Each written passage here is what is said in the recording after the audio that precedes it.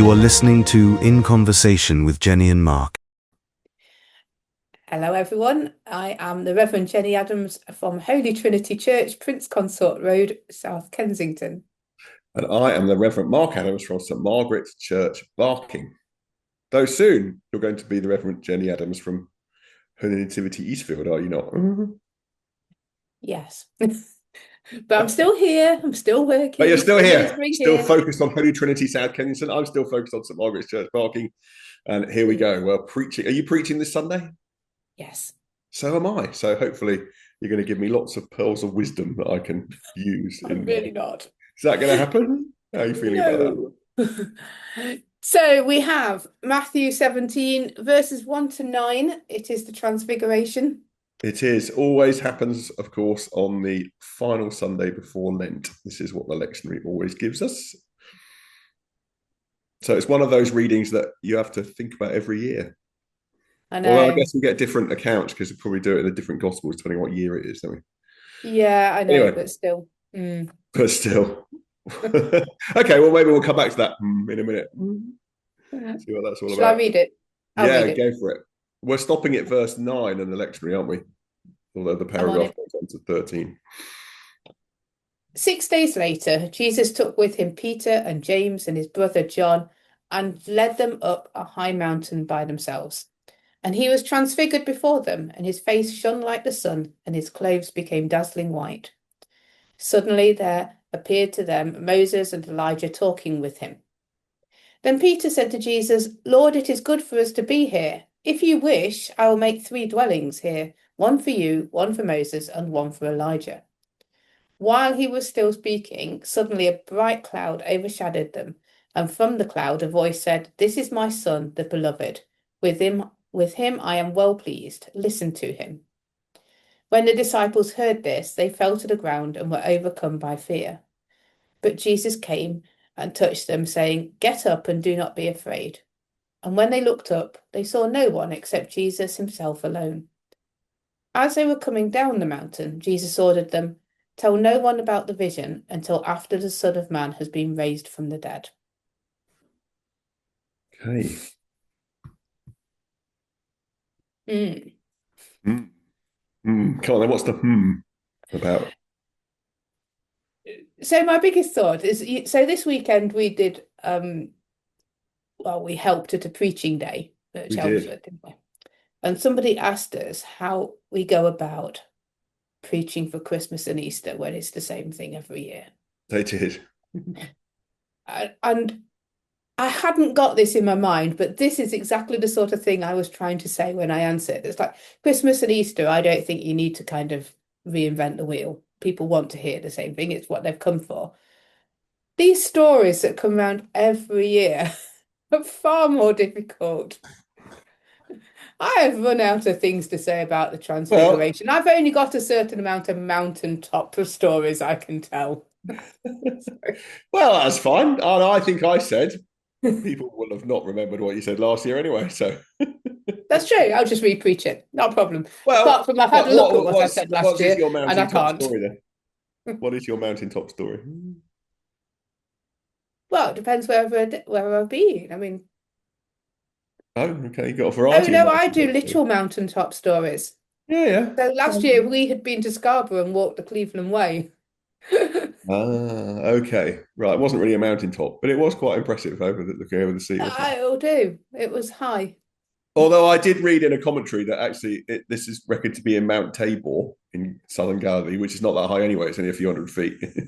It's just, the reference to a high mountain is more that it's close. It's kind of that barrier between earth and heaven. What other people might call it. Oh, because they were always going up the mountain to talk to God and then coming back down again, weren't they? Yeah. There were only a certain amount of mountains. It must have been hills, yeah. And of course, if you pair it with the Old Testament reading, of course, the Old Testament reading that's been chosen for today, that's the other thing I asked us about, wasn't it? What passage do we look at? Is, of course, Moses going up Mount Sinai to receive the law, and with his face shining and all that kind of stuff. So, yeah. Oh, well, fair enough. Oh, that would be nice. Oh, you'll be able to connect the two. I don't have an Old Testament reading. It's prayer book, isn't it? I've just got the epistle. Right. Yeah. So that's obviously clearly I think it's clear that there is a well, the lectionary compiles obviously there is. I'm sure Matthew in his mind when he wrote this as well did. There's a link between, this transfiguration and what happened with Moses and the tablets of the law and that kind of stuff, and his face shining. So, what are you thinking is the message you want to bring out of this?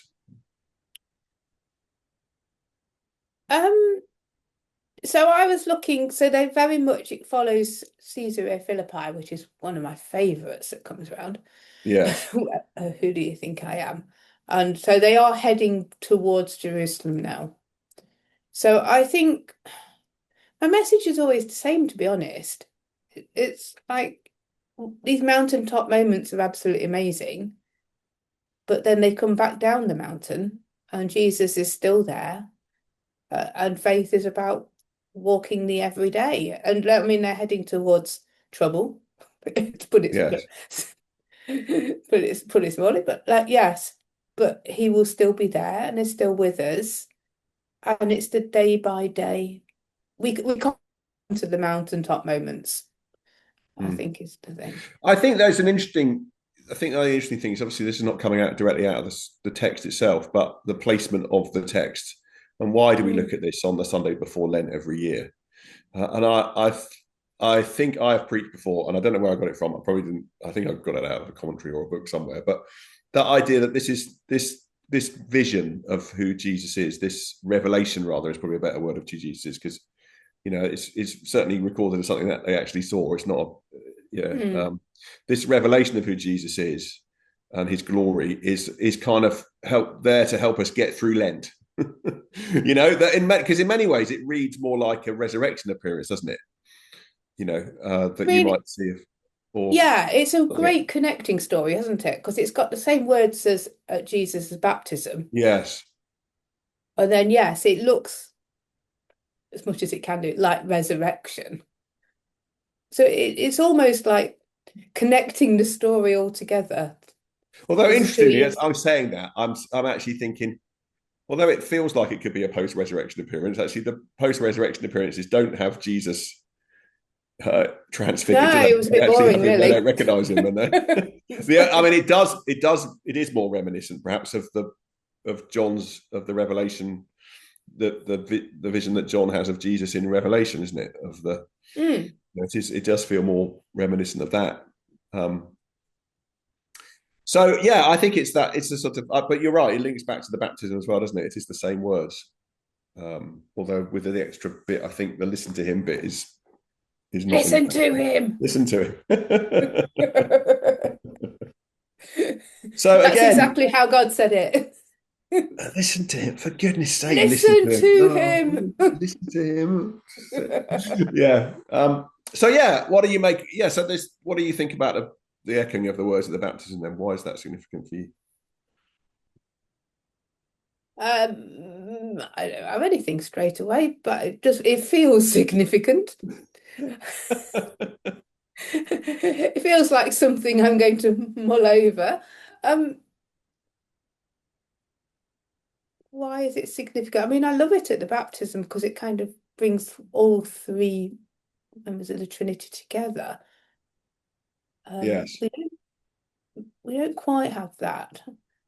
But it does remind us who he is, that he was loved before he did anything. Yes. My beloved Son of God. Yes. This is my son, the beloved, with him. Yes, and he's still pleased. Just pleased him at the start, and he's still pleased him now. I think it's interesting you linked it to the confession of faith at Caesarea Philippi, and also therefore Jesus's, passion prediction. This is what's going to happen. So maybe there's maybe it's a bit like a pit stop, which of course on the day that the Formula One testing is happening, is obviously a good metaphor for me. It's a pit stop. As we wait, eager anticipation for the new Formula One season. Well, I do, for the new Formula One season to start. Anyway, I'm definitely digressing now. But that idea of a kind of a break, a pit stop, anticipation of who Jesus is and God's call, or the Father's call. It reminded me because it finishes with saying, "Don't tell anybody." And after that kind of amazing moment at Caesarea Philippi, I have to confess to everybody that I find that the most amazing moment, more than the Transfiguration and anything. I love that story. But Yeah, at the end of it, he tells them not to tell anyone. And I always think then you've had this great revelation, revelationary moment, and like you're not allowed to tell anyone. And now we've got the same. But of course, it's because they're on the way to Jerusalem. yes, it's not the right time. Let's not peak too soon. It's not the right time. Yeah, I like the idea of linking it to the Caesarea Philippi thing because it's a kind of is it like a Mm. vindication of that, or it's a re-emphasizing of that? Yeah, this is Peter, you're right, and Peter, you're going to see it. You've seen it. This is a revelation Yeah, of and I Jesus the think, Messiah. well, it puts it into context of where they were going, where they were heading. They're no longer Yes, just wandering around. They, yes, they are there's purpose. heading back. Yes, This is it. yeah, I kind of like the idea that this is a kind of Mm. I don't know. Yeah, I've used a revelation to keep them going and to keep us going through Lent, because we know where Lent's going. It's going to get dark, and then it's going to have a glorious ending on Easter Sunday. But we've got a long way to go before we get there, and we're going to take Mm. this. It is that idea of journeying with Jesus, isn't he, through Lent and the things that brings to us and offers So us. is it the snack on the way? Is it the Yeah, it's a, snack of the it's a pretty journey? hefty meal, I would have thought. But anyway, there you go. It's Okay. more than a snack. You're going for What do pit we think stop. of? What do we think of Looking at Gloucester Road services. Not Gloucester Road. What's it called? Gloucester. Gloucester services on the M5? Yeah, maybe. Never thought of a motorway service station as being a parable of the Transfiguration, but yeah, I guess if that works for I you, have got that's the right one, haven't I? That one that's privately owned and really yeah, nice. yeah. It's just a Yeah, farm yeah, shop. Yeah, yeah. yeah. Yeah, it's the Gloucester service station of So the we don't go journey. that way anymore. Although when we move to Scarborough and when we go down to Cornwall, we will be. So maybe we'll stop at it again. But oh my word, we've done Formula One, we've done motorway service stations. I'm It's all writing happened. that down. I'm using that. Yeah. It's the Gloucester service station of the journey to Jerusalem. When you can get a hearty meal. A free But ad I for think them. you can link that. I think we're definitely stretching the point here. But you've got to get back on the road again. And as you said at the beginning, you can't live on the mountaintop, which I think is an interesting point always for me. I have preached this before, and you say that doesn't matter, I Mm. guess, in one sense. But I see Peter's thing about let's build 3 booths. Let's stay here. This is great. Oh, I love it here. This is really good. you know, we've got Moses and Elijah, of course, that we haven't mentioned as well in this story too, haven't we? But let's Yeah. let's stay here with you guys. Let's hang out together. We can. This is going to be brilliant. But actually, no, they have to go back down the mountain again, don't they? They have to get back on the road. And it's a real truth of faith, isn't it? So you can have those moments where you feel so close to Jesus. It's like Yes. such an amazing time. But you can't live in that moment forever. No. We have to No. get up and we have to do what we do every day. And Yes. faith is just basically just showing up, doing it every Yes. day. Yes. Yes. Anything? I mean, we're kind of coming to the end of our time, aren't we? But anything to say about Moses and Elijah? Generally, I would have thought they'd got better things to do, but Well, then hang out with Jesus. on a mountain. Well, that seems pretty good to me. Wouldn't mind I hanging out with suppose Jesus on a so. mountain. I always wonder what they popped up to say, Yeah. really. It's like it's a very strange image, isn't it? Yeah, I mean, I suppose I've again always interpreted that as this is a sort of fulfillment of the law and the prophets, isn't it? Moses representing the law, Elijah representing the prophets. Yes, But but to that's me, probably a it's bit of a like standard they had answer. some they had some gossip about someone else, and they just That's wanted. probably a bit of a standard answer for two standard answer for in conversation with Jenny and Mark. Jenny has to come up with some left field idea, which I think you just did, but that's a bit of gossip, you say. Have you heard about Never what David? happened. Never guess what happened yesterday in heaven. Yes. We couldn't wait for you. We were busy worshipping, and then this happened. Have you seen that angel? Whereas, what was it you said that was probably perfectly right and reasonable? I wonder to what extent does Jesus need it?